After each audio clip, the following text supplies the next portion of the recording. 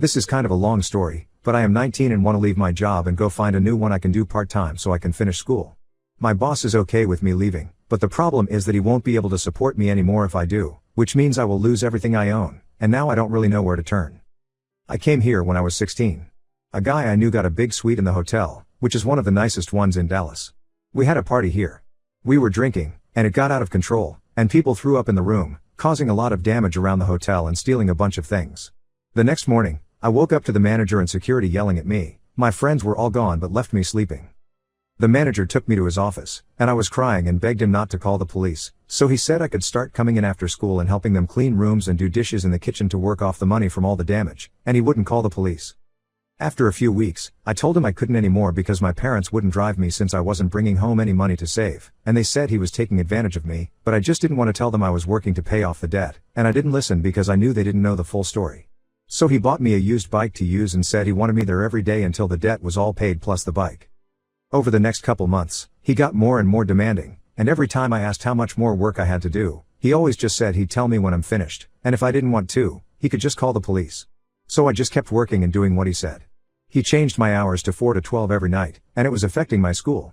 He is a nice guy and didn't want my grades to suffer, and I always had to bring him my report cards, but he said do not drop out. But when I turned 18, I stopped going to school and just slept during the day. When he found out, he said I had to be here pretty much all day if I wasn't going to be in school, which I hate because I don't really have any time for friends or my girlfriend. Then things got rocky with the rents, and I said I wanted to leave, and my boss is house sitting for a family that lives in India. It has been great except for a couple months per year when I have to move out because they are coming home. They don't know that I love them for the rest of the time. It's not all bad because I have lived comfortably. He lets me take food home from the hotel that is left over from the very upscale restaurant, and the house I live in is really nice. If there are books or other things in the gift shop that no one buys, sometimes he lets me take those too. Still, I have told him several times that I want to be paid, but he always says I owe him and will not tell me how much the damage was or how much I have worked off. I know the statute of limitations is 3 years, and after that, he will press charges against me.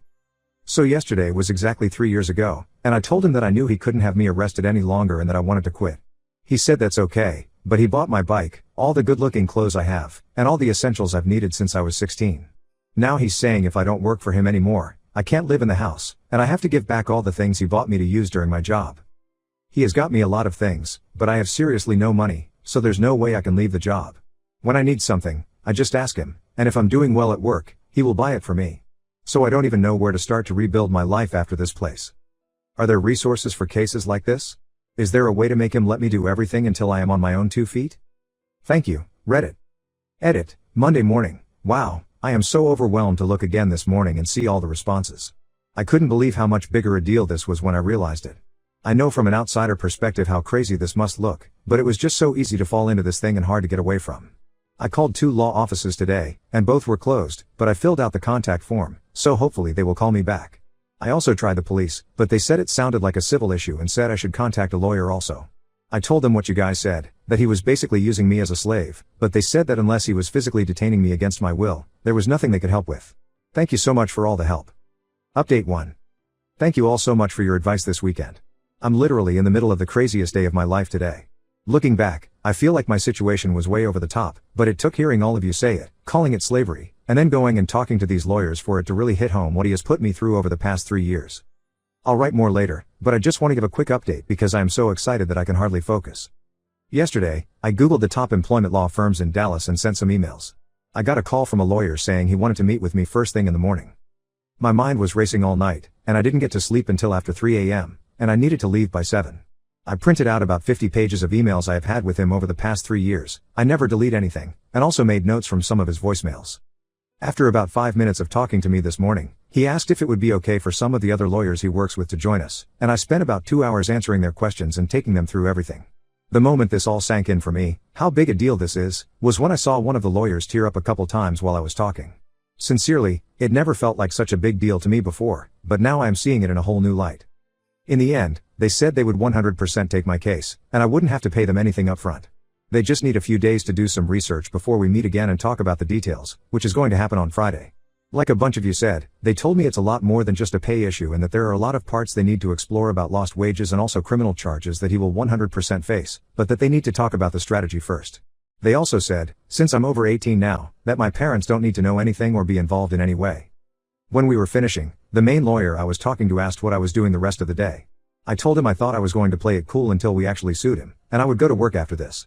I called in sick this morning and said I would be in after lunch. He said, "Will you excuse us for just a minute?" And they went to another office to talk for a few minutes. When they came back out, they asked me if I wanted to stop working at this job and get out from under this guy. I said yes, so he said to go home and pack my things, and they are going to make arrangements for me this afternoon. He said I was never going to work there again and should not receive any calls or messages from them ever again.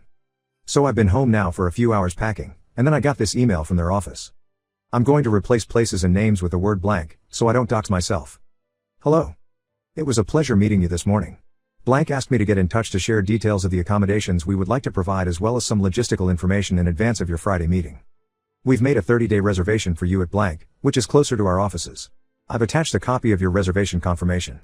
Please note that it has been paid in full. Blank from our office will be in touch around 4 o'clock this afternoon to check in on how things are going and coordinate with you on getting your things out of the house and into the hotel.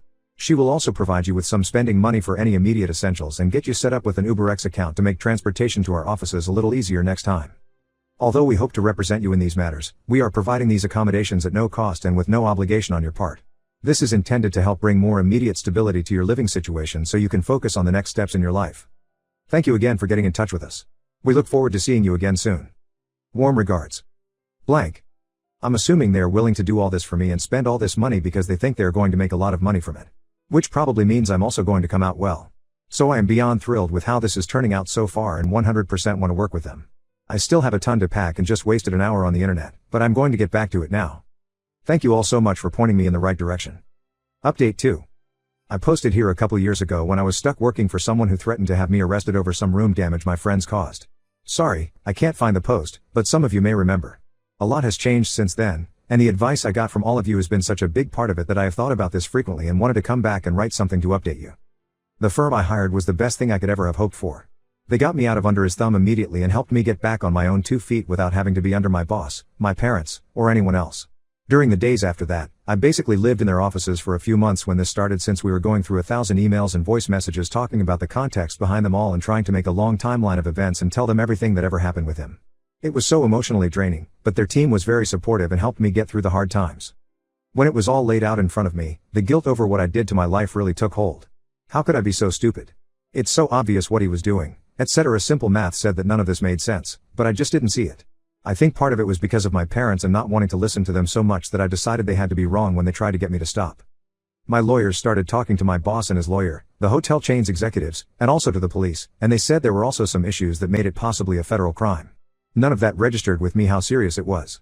But once that happened and I thought things were going to be okay, he came to the hotel I was staying in. Yes, he actually followed me from my lawyer's office one day, and that's how he found out where I was staying, and came to the door yelling at me about how he gave me everything and did everything for me and that this was going to ruin him and his family, and showing me pictures of his kids, who he said would starve without him to put food on the table, telling me I blew this all out of proportion and that my lawyers were going to bankrupt his family and put him in prison for life.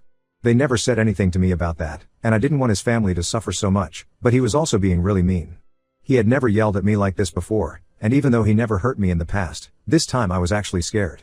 I texted my lawyer to see what I should do, and they came immediately to the police, arrested him immediately, and got me a restraining order. A few days later, my mom and lawyer came over while I was taking a nap, woke me up, and told me he killed himself. I have never felt as bad as I did at that moment. It's a feeling I wouldn't wish on anyone. It was just a sick feeling in my stomach, and my whole body felt numb. I felt like it was a bad dream I could wake up from, except I couldn't. I had a mental breakdown and spent 2 months in the hospital thinking about all the things he said to me about his family and about me overblowing this, and it made me question everything again. My lawyers said they would handle as much of this as they could without me and just come to me when they had something important they needed my input for. My parents also came back in the picture and were very supportive, helping more than I ever expected. I asked my mom to bring a printout of all the comments from my first post, and that helped me a lot. I read over them every day, just to remind myself that what he did was not okay and that I was right to get help. The most apologetic person was someone from the hotel chain. They said it was a privately owned and managed hotel, so my boss didn't even work for them, but they still wanted to make sure I was okay. In the first comments, you guys were saying I should be owed at least $30,000. Well, the hotel chain itself paid me more than that just for agreeing that they were not responsible for what he did. Lawyers said it was a generous offer they didn't even have to make and that the person I talked to genuinely felt sick over my situation and wanted to do the right thing, so they told me I should take it and that there was a lot more coming from the franchisee, which actually owns dozens of hotels, but not all from this chain. The franchisee was very defensive at first, but a big turning point was when they realized that one of the managers who was over the hotels in Dallas was actually a guy I saw all the time and who my boss had told the story of me working there, and we talked about it once, and he told me he hoped I worked it off soon and wished me good luck. But he knew I was there for years, and he was also the one who approved our budgets, so he knew they were not paying me. My lawyers were very smart to find this out, and when they did, the franchisee wanted to settle. It was a big settlement. My lawyers got a third. They said it's one of the biggest any of them has ever seen for this kind of case, but they said it was fully warranted. I have enough to live on for a very long time, can also finish my education in hotel management, and will have enough left over to start a hotel if I still want to do that. It has been a blessing, but I also didn't realize how incredibly hard it is. I never told anyone about the settlement, but people found out. Everyone comes out of the woodwork and suddenly wants to be my friend again, so the hardest thing is by far trying to figure out who I want to be friends with and who I don't. Little awkward things like when you go to dinner with a small group and people look at you like they expect you to pay for everyone just because you got a big payout. Guess who even had the balls to call me? The friends I was with all those years ago who left me in that damn room, and my girlfriend, whom I tried to protect from her parents, didn't reveal their names so her Bible-thumping parents wouldn't find out she was bi. It hurt a lot to hear from them after all these years. Very upsetting. Pretty much the only people I really trust now are the people who stuck with me before. But I do have a financial manager now who makes sure I'm being smart with my money and tells me how much I should use for different things I want to do. So that's my story, and now I'm going to school part-time, doing a lot of outdoor sports, and also getting into cooking. Little things like having time for hobbies and fun are a big change for me, and I still feel like it's some new life I'm getting used to. I feel like I've already lived 4 lives in these different little phases. But so far, this one is my favorite. I still have nightmares sometimes about my old boss, just remembering him yelling at me that day at my hotel and then hearing that he died. I remember all the times he was nice to me, gave me things, did things for me, gave me dating advice, and told me I was smart, pretty, etc. Sometimes I wonder, even as happy as I am now, if it was worthwhile to know that he's gone and his family is suffering and has nothing. My therapist says sometimes the right thing can be hard and hurt, and sometimes bad things happen to good people who don't deserve it, but that I did everything right, so that helps me feel a lot better. One day at a time.